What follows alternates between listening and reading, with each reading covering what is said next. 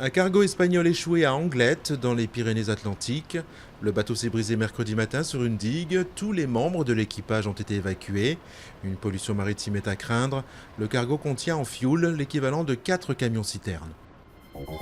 Moment très solennel, la flamme olympique arrive à Sotchi, après avoir parcouru quelques 65 000 km à travers la Russie, alors que des manifestations sont prévues dans le monde entier contre une loi russe anti-gay.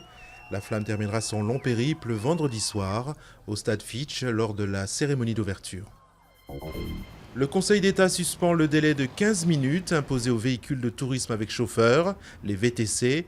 Le décret en question n'est donc plus en vigueur jusqu'à ce que le juge administratif statue sur le fond.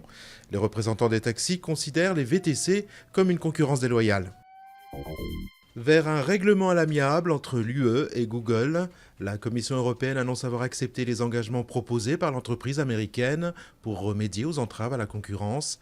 Google pourrait éviter ainsi une amende de près de 4 milliards d'euros, une excellente nouvelle pour les géants d'Internet qui pourrait faire l'objet d'un redressement fiscal d'1 milliard d'euros en France. Le naufragé du Pacifique se prépare à rentrer chez lui au Salvador, après avoir été récupéré par un patrouilleur des îles Marshall sur un atoll isolé. Le pêcheur mexicain affirme avoir dérivé plus d'1 an sur 12 500 km, se nourrissant d'oiseaux, de poissons et de sang de tortues de mer.